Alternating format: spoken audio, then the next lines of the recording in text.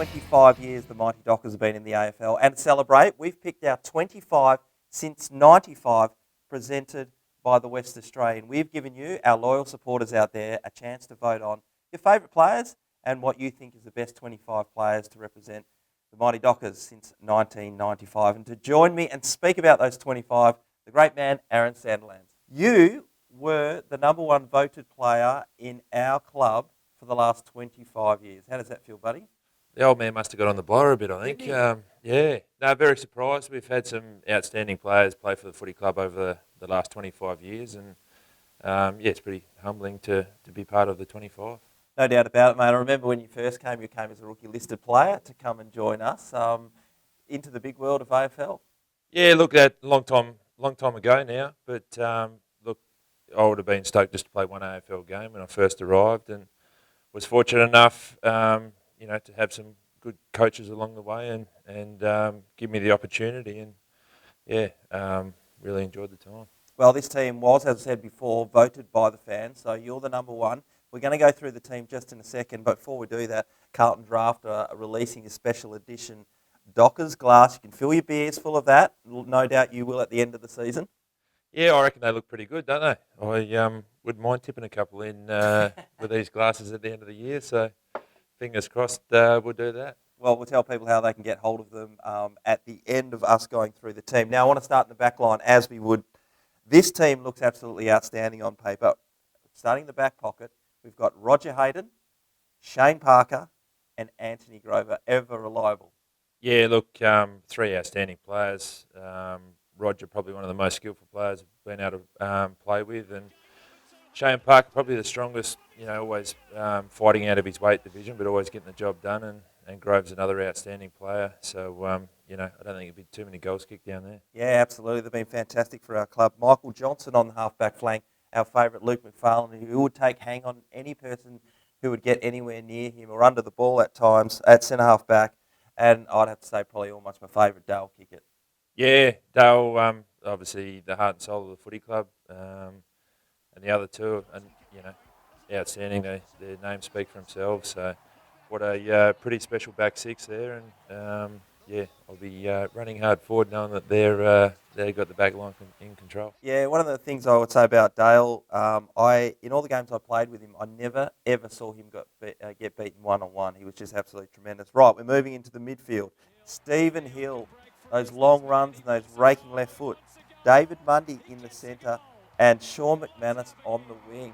How'd you get a gig in there? Oh, I tell you what.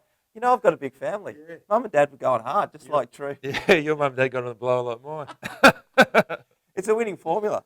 It'd be a pretty special midfield. Obviously, the run of you and Steve, and obviously Barra's been such a great player for the footy club. So, be pretty keen to get involved with you three.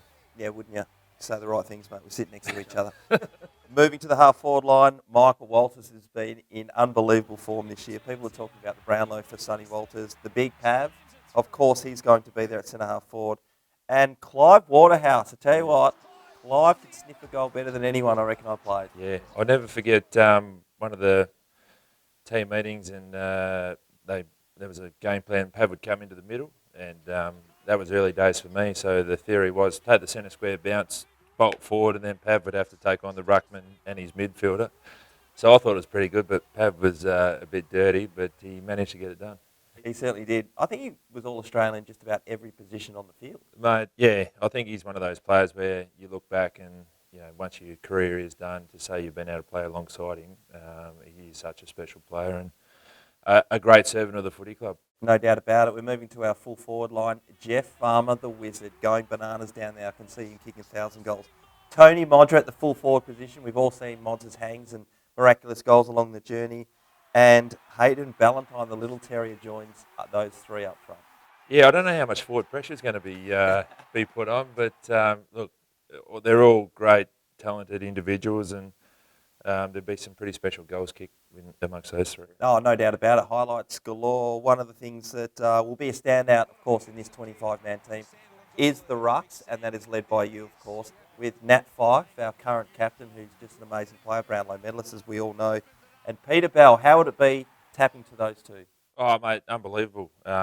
been fortunate enough to be able to play with both of them. But yeah, they obviously make your work look a lot better, and you've only got to put it in a certain area, and they do the rest. So great players, and as I said, really fortunate to play with both of them. Yeah, no doubt about it. We've got a lot of guys on the interchange actually to fill the rest of the spots. Now, obviously, this was hard fought to be able to get into team number one, but Paul Hazelby, absolute magician in and amongst the midfield where you played.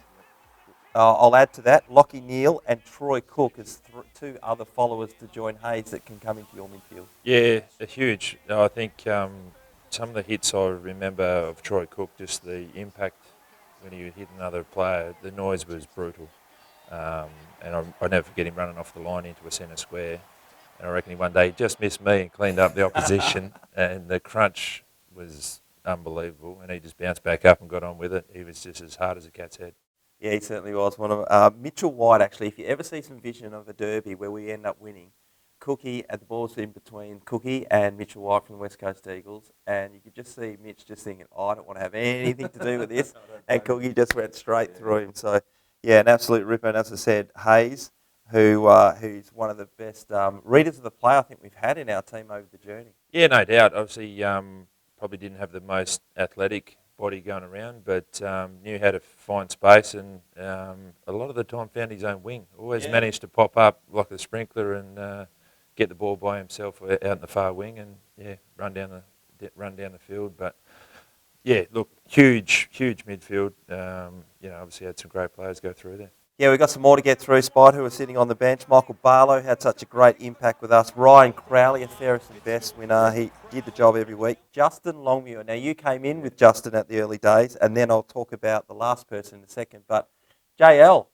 Yeah, mate, he probably got cut short with his career. He had a huge amount of ability, and obviously his body let him down. But he was very talented, and, I think... Well, it's fortunate for me that he actually went down, because I don't think I would have played too much footy. He was a special player. I remember one of the games where he kicked the winning goal after the siren. I was sitting on the bench at that point in time and slotted it through the middle. But yeah, he was a great contributor to the footy club. He certainly was. You know what the other thing about JL, we know that he's working over at Collingwood at the moment. There's a few senior football jobs going around. 25 years in the making. He's made our team, but he could be coaching another AFL team next season. Yeah, look, it's a great achievement. He's done his apprenticeship now with West Coast and now Collingwood. So, yeah, hopefully gets his opportunity at some point, because I think he will make an outstanding coach. Yeah, and the last one to join our bench is Ben Allen, our original skipper. Now, I got the chance to play with Ben. He was amazingly skilled. Like he was the next level AFL player. Know much about Ben?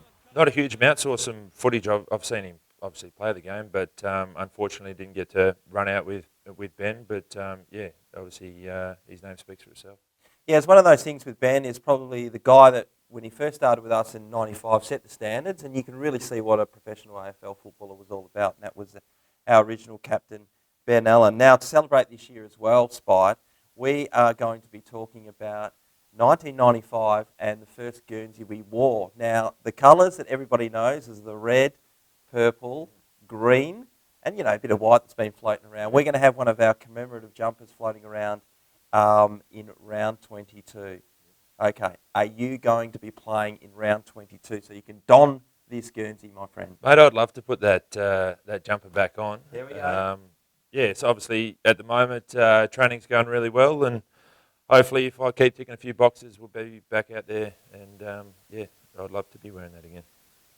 Absolutely. You'll be able to get these at the team store, and leading up to the final game of the season, our final home game that is, you'll be able to get hold of these jumpers and commemorate the 25 years of the mighty Fremantle Dockers. Well, great man, thanks for joining us to discuss the 25 since 95.